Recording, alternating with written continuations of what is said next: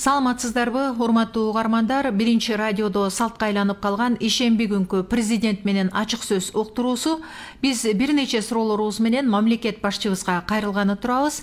Саламатсызбы, Сооронбай Шарипович? Саламатсызбы.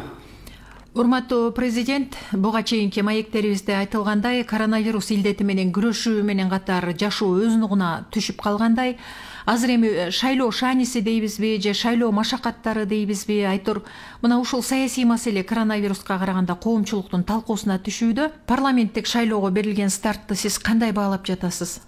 Сурооңузга рахмат. Буга чейин айткандай, алдыдагы парламенттик шайлоо катуу саясий атаандаштыкта өтөрү анык. Аны баарыбыз көрүп жатабыз. Атаандаштыкка туруштук бере турган партиялар бар, бере албай турган партиялар бар. Ошол партиялардын ичинде партиянын идеясын, программасын элге жеткизгенге аракет кылган адамдардын дагы ичинде айырмалар бар. Бул эми бийлик үчүн болгон күрөштө. Ошондуктан бул коомчулуктун көңүлүн бул сөзсүз бурат. Мен ойлойм, бул күрөш абдан катуу атаандаштык менен өтөт деп. Биз азыр мына ушундай учурда жашап жатабыз. Саясий партиялар өлкөдөгү саясий маданиятты калыптандыруучу эң негизги күч. Парламент демократияны, партиялык системаны калыптандыруучу да мына ушул партиялар. Биз азыр парламенттик демократияны куруу аракетиндебиз. Бирок баарыбыз билебиз, парламенттик демократия бир-эки шайлоо менен эмес, бир канча жолкудан кийин калыптанат, өнүгөт. Буну эң өнүккөн парламенттик системасы бар өлкөлөрдүн тарыхы көрсөтүп турат. Ошол көз караш менен алганда биздеги парламент демократия мына калыптануу жолунда азыр. Ушул жагдай азыркы болуп жаткан шайлоо процессиндеги ооз кыйгычтарга да таасир этпей койбойт, сөзсүз таасир этет. Бул процессте эң чоң жоопкерчилик партияларда. Алардын идеологиялык платформа түзүлүшүндө, алардын ички тартибинде белгилүү терим бар го, демократиялык центризм деген. Ошол демократиялык центризмдин жоктугунда болуп жатат. Партиялык тизимде көбүнчөсү идеалдык эмес, айрым учурда каржылык же болбосо тигил же бул инсандын коомдогу ордуна байланыштуу болуп жатат. Ошого байланыштуу мына түзүлүп жатат. Муну эч ким жокко чыгара албайт. Бул эми азыркы табигый көрүнүш. Бул эгемен Кыргызстандын парламент демократияга жол алды деген акыркы 10 жылдагы көрүнүш. Биз парламент демократияны мына баштаганыбызга, жолго чыкканыбызга 10 жыл гана болду. Кечеже бүгүн чыгып алган жок. Мен жогоруда бекерден айтып кеткен жокмун. Өлкөдөгү саясий маданиятты, парламенттик демократияны, партиялык системаны калыптандыруу жоопкерчилиги биринчи кезекте бул партиялардын өзүндө. Алар өлкөнү өнүктүрүү процессине катышам деп мыйзам чыгаруу бийлигине, аткаруу бийлигине келем десе, биринчи ирет партиядагы демократиялык центризмди ички тартибин бекемдеш керек. Мыйзамды кынтыксыз аткарыш керек. Жөнөкөй тил менен айтканда, партиялык коомго үлгү болуш керек да, партия өздөрү дагы, партиялардын лидерлери дагы.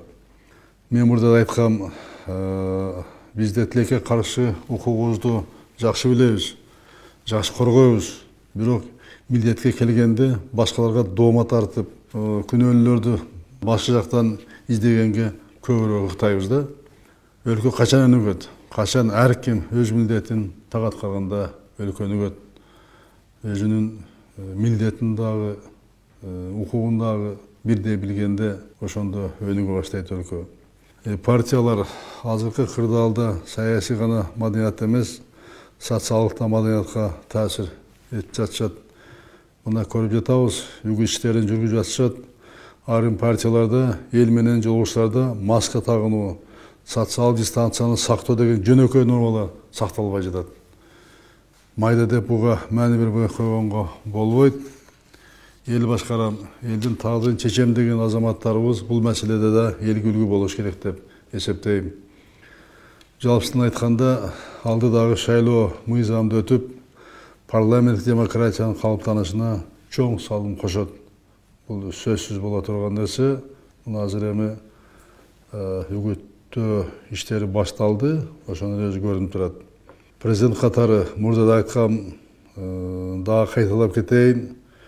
Шайлоолордун мыйзамдуу өтүшүнө бардык аракеттерди жасайбыз. Буюрса шайлоо мыйзамдуу өтөт. Бардыгына тең бирдей шарт түзүлөт. Ар бир партияга, ар бир кандидатка, ар бир жаранга шартты бирдей түзөбүз. Шайлоо сыяктуу ири саясий иш-чара болобу, эмне болсо дагы туура айттыңыз, илдеттин таралышын алдын алууга биз бардыгыбыз жоопкербиз. Азыр мына Россия Федерациясы Евразия экономикалык бирлигине кирген өнөктөш мамлекеттерге Россияда чыгарыла турган коронавирус илдетине каршы вакцинасын таратууну пландаштырууда деген маалымат тарады. Биздин өлкөгө алып келүү боюнча дагы иш-аракеттер жасалуудабы? Дүйнөдө ковид илдет дагы кооптуу бойдон калууда. Муну эми бардыгыбыздан көрүп жатабыз, элибизде көрүп жатат. Россия Федерациясы дүйнөдө биринчи болуп коронавируска каршы вакцинаны иштеп чыгарды. Клиникалык сыноодон өттү деп маалыматтар беришти. Россия Федерациясы акыркы күндөрү вакцинаны колдонууга киргизишти. Жакынкы убакытта вакцина массалык чыгарылат деп ишенем. Биз үчүн да өлкөгө алып келүү абдан маанилүү. Илдетке каршы күрөшүү иш-чаралардын алкагында биздин эки өлкөнүн тийиштүү органдары вакцинаны Кыргызстанга алып келүү боюнча сүйлөшүүлөрдү азыр жүргүзүп жатышат. Сооронбай Шарипович, сиз аймактарды кыдырууну дагы деле улантып жатасыз. Бул аптада Ош областына барып келдиңиз. Элекке сиз тараптан мамлекеттик деңгээлде жетишээрлик көңүл бурулуп жатат десек да болот. Бирок борбор шаарыбыз, шаардыктардын муктаждыктары көңүл сыртында калып калган жокпу? Андай болгон жок, андай болбойт дагы. Борбор шаарыбыздын маселелери биздин ар дайым көңүл борборунда. Мына өлкөнүн санааттештирүү саясаты бул ушул борбор шаардын чоң талап катуу көчөмө менен жүрүп жатат. Менин кеңешчим Дастан Догоев, аппарат, биздин өкмөт, тиешелүү комитет бар, тиешелүү өкмөттүн алдындагы органдар бар. Бишкектеги ооруканаларды калкка кызмат көрсөтүүчү бардык мекемелерди санааттештирүү ишин түздөн түз менин көзөмөлү менен азыр жүргүзүп жатышат. Бул шаардыктарыбыздын күнүмдүк түшүгүн азайтып, жашоосун жакшыртууга кеңири мындай азыркы көрүлүп жаткан камкордук. Мына санааттештирүү айрыкча коррупцияга каршы күрөштүн негизги куралы да. Мен өткөндө айткандагы айтам, биз баардыгын камап же ошол каерде коррупция схема болсо аларды жетекчилик алмаштырып, аны менен биз токтото албайбыз коррупцияны. Биз коррупцияны санааттештирүү менен гана бөгөт кое алабыз да. Мына санааттештирүү үчүн азыр каражат бар, кыйнаса толук буга өлчөмдө белип жатат, саясий эрк бар, талаптагы азыр катуу коюп жатабыз. Мен мына биринде борбор шаарга чыкканда, регионго чыкканда бул боюнча катуу маселе коюп атам. Эң негизгиси эми бардык мамлекеттик органдар, жергиликтүү бийлик муну аткарыш керек. Азыр эми аткара башташты. Талапты да биз каерге барсак да ошол боюнча коюп жатабыз. Муну менен шаарда дагы, элетке барганда дагы муну тынбай айтып жатам. Жылыштар бул боюнча абдан жакшы жылыштар бар. Бунун жыйынтыгы жакын арада болот. Болуп атат жыйынтыгы. Жакын арада болот. Мына экинчиден шаар тургундарынын негизги көйгөй бул коомдук транспорт. Бул боюнча өкмөт Бишкек мэриясы иш алып барып жатат. Мен толук бул боюнча кабардармын, кабар алып турам. Болгон кеңешимди айтып, колдоп, бул багытта чогуу иш алып барып жатабыз. Мэрияга милдет жүктөлгөн, этап менен газ менен иштеген автобустарга, электрик кыймылдатыш менен иштеген автобустарга өтүү мына пландалууда. Бул билесиз дагы бир чоң көйгөй шаардын абасынын булганышын азайтат. Мэриянын эсеби боюнча шаар ичиндеги кичи автобустарды заманбап автобустарга алмаштыруу үчүн дагы 800дөн 1000ге чейин автобус, троллейбустар керектелет. 2019 жылы Бишкек шаарынын жергиликтүү бюджетинин эсебинен 60 автобус алынды. Быйыл 100 автобус алуу аракети азыр көрүлүп жатат. Донолор менен дагы азыр иштеп жатат Бишкек мэриясы. Жана Орус Кыргыз өнүктүү фонду менен да сүйлөшүүлөр жүрүп жатат. Фондун жардамы менен 2021-жылы 300 автобус алып келүү мына азыр пландар бар. Мэриянын бул ишине мен эмнеге көңүл бөлүп жатам? Эми калкыбыздын саламаттыгын коргоо мамлекеттин негизги милдети да. Коомдук мунааны жакшыртуу бул шаар экологиясына, баарыбыздын ден соолугубузга түз таасир этет. Ошондуктан буга мен башында туруп чоң маани берип жатабыз. Үчүнчүдөн дайыма айтып келем, Бишкекке мурдагы жашыл шаар деген атын кайрадан кайтарыш керек деп. Бул боюнча конкреттүү иштерди жасап жатабыз. Мен мэриянын жасап жаткан иштерин колдоп жатам. Жерлерди шаарга кайтарып, аларга бак, парктарды куруу боюнча иштер жакшы кетип жатат. Буга эле күбө көрүп жатасыңар. Бул дагы иш ордунан оңой жылган жок. Бул да чоң карама-каршылык менен болду. Бишкектеги жер бөлүү бул коррупциянын чоң очогуна айланган маселе билесиз. Бул биздин эң керектүү элүү эс ала турган эс алуу жайлар, социалдык объекттин жерлери, парктык зоналар бүт менчикке берилип кеткен, мыйзамсыз берилип кеткен. Ошону кайтаруу боюнча иш жүргүзүп атабыз. Бишкек мэриясына мен баш болуп жардам берип атабыз. Бул эми саясий жактан мэриянын ишине абдан чоң колдоо көрсөтүп жатабыз да. Эмне үчүн дегенде, бул жер боюнча мен айтып кеттим, коррупцияга ошону айланган Бишкек шаары.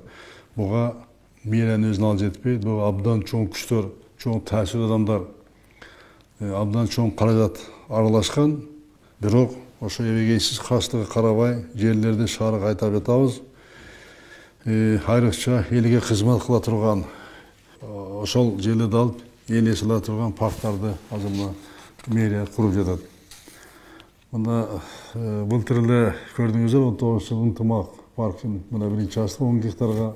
Быйыл Чолпонбой Төлөбердиев атындагы паркты ачтык, ал 11 гектар жерди элейт. Дагы бир жаңы паркыбыз ачылды, Адинай деп атауну сунуштадык, анын аяты 13 гектар. Андан сырткары Бишкекте 4 парк болуп жатат. Жалпы аянты 30 гектардан ашат. Бул эми баардык көрүп аткан нерсе бул шаарыбыздын тургундарына, келечек балдарыбызга көрүлгөн камкордукта. Болбосо шаардын жерлери кертилип, сатылып кеткен дагы да сатылмак, буга катуу көңүл бурбасак. Биз ошол коррупциялык схемаларга бөгөт коюп жатабыз, жерлерди кайра кайтарып жатабыз. Бул процессти мен коррупцияга каршы күрөштөгү эң бир чоң багыттардын бири деп баа берем, белгилейм буну. Мындай иш Бишкекте эле эмес, өлкөнүн башка шаарларында жүрүп жатат. Мына кечээ эле Ош шаарынан келдим, ал жерден дагы мындай иштер жүрүп жатат. Элдин менчиги элге кызмат кылыш керек. Биз буга катуу турабыз. Мына азыр сейил бактардан тышкарыдагы Бишкек шаарынын сыртына эс алуучу жайларды, мына бизнес борборду, спорт сарайларын курууда пландашып жатабыз. Бул эми чоң футболдук стадион, хоккей стадиону, ал жерде өзүнүн 5000-7000 чейин машина кое турган жайлары, ушундай чоң дагы 30 гектарга долбоорду пландаштырып атабыз. Буюрса мен азыр жай даярдап атат, жакында барабыз. Ошол жердин да барыптыр, бул ишти баштаганга аракет кылабыз.